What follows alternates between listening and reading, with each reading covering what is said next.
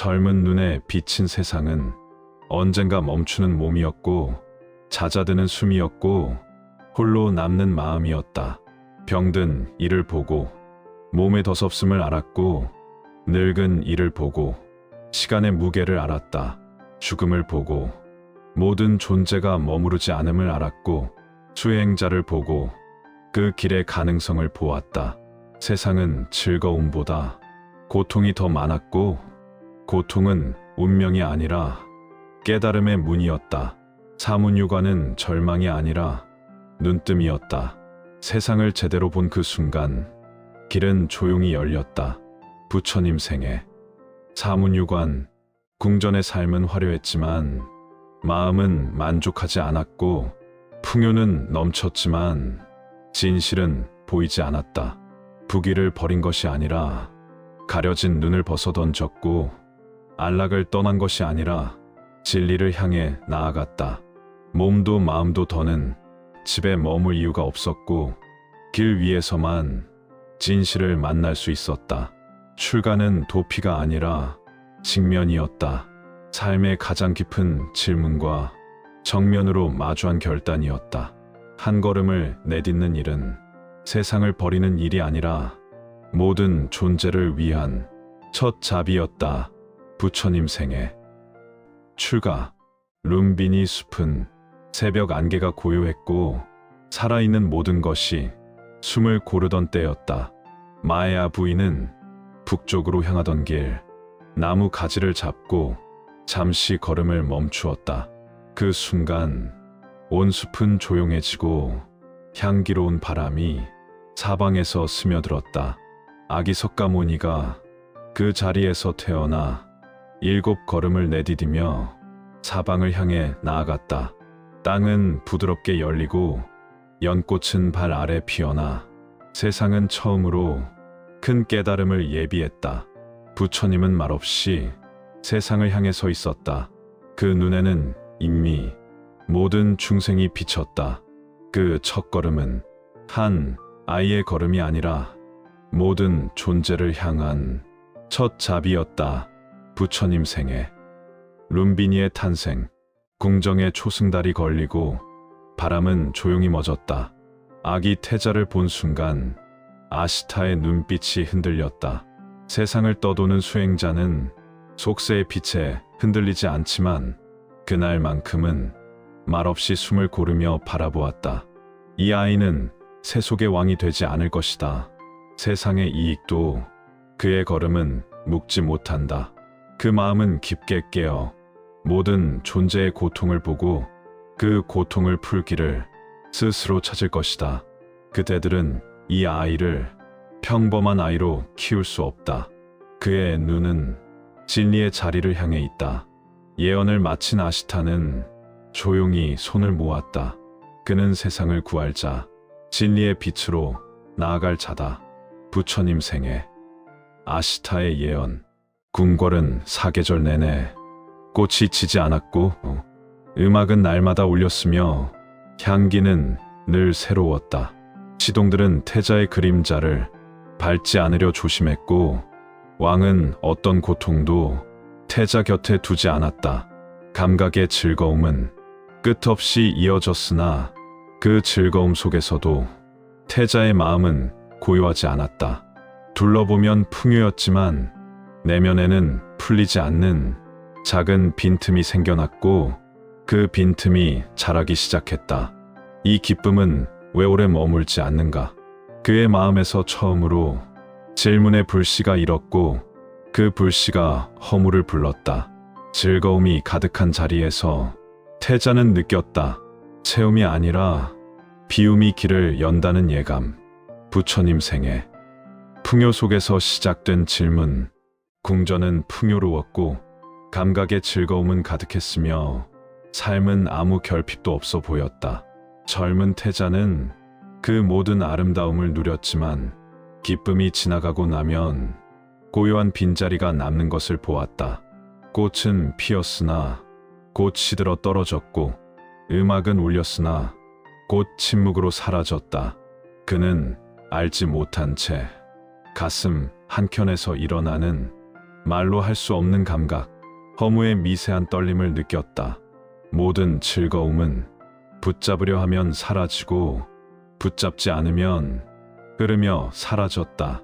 즐거움이 넘칠수록 왜 더 깊은 갈증이 일어나는지 그 질문이 조용히 자라 생애의 큰 전환을 준비했다.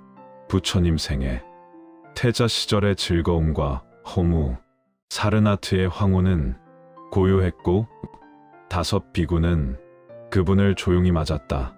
부처님은 마음이 밝은 자와 흐린 자의 차이를 보며 말문을 여셨다. 삶에는 고통이 있고 그 고통에는 원인이 있으며 그 원인은 사라질 수 있고 사라지는 길이 있다. 고통은 우리 밖에 있지 않고 마음의 갈망이 그 불씨를 지폈다. 갈망이 멎을 때 마음은 고요해지고 고요 속에서 지혜가 밝아진다. 그 길을 걷는 법을 팔정도라 하셨다. 그 길은 멀지 않고 지금 여기에서 시작된다. 다섯 비구는 그 말씀 속에서 새로운 세계를 보았고 법은 처음으로 굴러갔다. 초전 법륜경 첫 번째 가르침. 숲은 고요했고 제자들은 숨을 고르며 부처님의 얼굴을 가만히 바라보았다. 부처님은 조용히 한 줌의 흙을 드시며 이 흙이 나인가라 묻고 흙을 바람에 흘려보냈다. 몸도 그렇고 느낌도 그렇다. 일어나고 사라지는 것을 어찌 나라 하겠는가. 생각은 흐르고 의지는 변하며 의식도 잠시 머물 뿐 그대로 있지 않는다. 바라보아라. 붙잡을 것은 없고 없다고 두려워할 것도 없고 그저 인연이 흐를 뿐이다. 무아를 보는 눈은 비워짐이 아니라 해방의 시작이며 그 자리에서 고통이 멎는다. 부처님 생애. 무아의 설법. 숲의 바람은 낮게 흐르고 다섯 비구는 아직도 초전 법륜의 여운에 가만히 귀를 기울이고 있었다. 부처님은 나무 아래 앉아 조용히 손가락을 모으고 말씀하셨다. 고는 단순한 아픔이 아니라 붙잡음에서 일어나는 번뇌이니라. 원하는 것도 괴로움이고 싫어하는 것도 괴로움이다. 그 마음의 결이 스스로 자신을 묶는 것이다. 그러나 두 극단을 버리고 평온히 걷는 길이 있다. 그 길이 바로 중도이며 해탈로 이어지는 첫걸음이다. 고통을 피하려 하지 말고 그 뿌리를 보아라. 뿌리를 보면 길은 스스로 드러난다. 그 말씀은 깊고도 잔잔하여 비구들의 가슴에 오래 머물렀다. 부처님 생애. 고아중도의 가르침. 젊은 비구 한 명이 조심스레 다가와 물었다. 세상이 두렵습니다. 어디서 이런 두려움이 일어나는 것입니까? 부처님은 차분한 목소리로 말씀하셨다. 두려움은 바깥이 아니라 마음에서 일어난다. 붙잡고 싶은 것이 있을 때 두려움도 함께 생기느니라. 사라질 것을 붙잡고 변할 것을 믿으려 하면 마음은 흔들리고 흔들림이 곧 두려움이다. 그러나 있는 그대로 보고 집착을 내려놓을 때 두려움은 줄어들고 마음은 가벼워진다. 바라보아라. 두려움은 적이 아니라 깨달음으로 이끄는 징표이니라. 그 말은 젊은 비구의 가슴 깊이 스며들었고 그날의 숲은 더 이상 어제와 같은 숲이 아니었다. 부처님 생애. 두려움의 근원. 부처님은 고요히 손을 들어 허공을 가만히 가리키며 말씀하셨다. 욕망은 바깥 사물이 아니라 마음의 갈증에서 일어나는 것이니라. 원할수록 더 목마르고 채울수록 더 허전하며 채운 줄 아는 순간에도 가래는 다시 길을 만든다. 그러니 욕망을 끊으려 들지 말고 그 갈증이 일어나는 자리를 보아라. 그 자리에서 마음을 알아차릴 때 가래는 스스로 힘을 잃는다. 버린다는 생각도 내려놓고 채운다는 생각도 내려놓으면 남는 것은 텅 비어 있으되 고요히 깨어있는 마음뿐이다. 말씀이 끝난 뒤 비구들은 알았다. 욕망을 다스리는 길이 멀리 있지 않고 지금 이 순간의 마음을 밝히는 데 있음을 부처님 생애. 가래의 본질과 놓아버림. 부처님은 발밑에 작은 나뭇가지를 가만히 들어 손가락으로 굴리며 말씀하셨다. 이 조각이 떨어진 것은 어떤 원인이 있었기 때문이니라. 말과 행동도 그렇다. 저절로 생기지 않고 생각에서 비롯되며 그 생각은 다시 마음의 습에서 일어난다.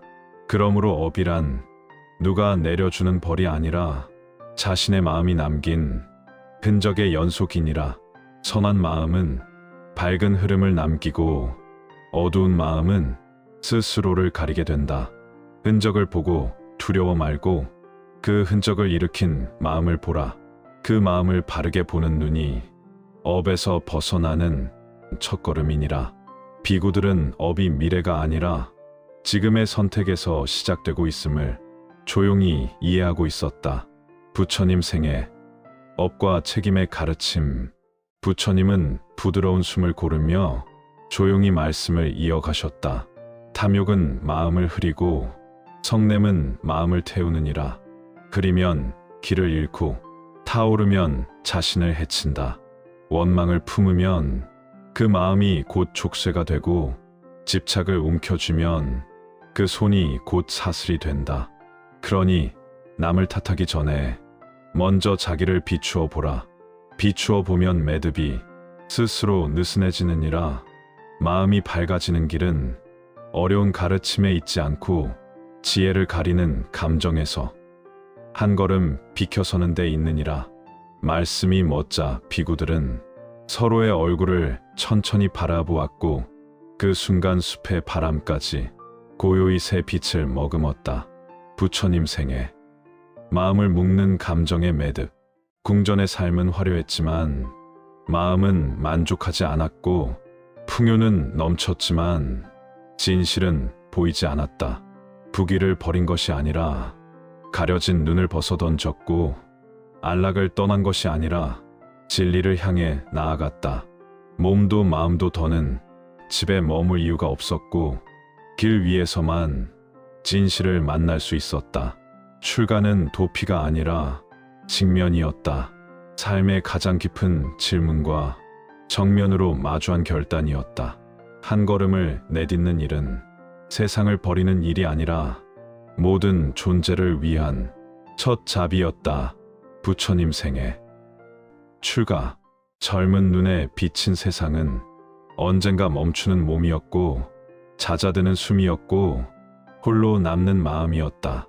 병든 이를 보고 몸의 더섭음을 알았고 늙은 이를 보고 시간의 무게를 알았다. 죽음을 보고 모든 존재가 머무르지 않음을 알았고 수행자를 보고 그 길의 가능성을 보았다. 세상은 즐거움보다 고통이 더 많았고 고통은 운명이 아니라 깨달음의 문이었다. 사문유관은 절망이 아니라 눈뜸이었다. 세상을 제대로 본 그 순간 길은 조용히 열렸다. 부처님 생애. 사문유관.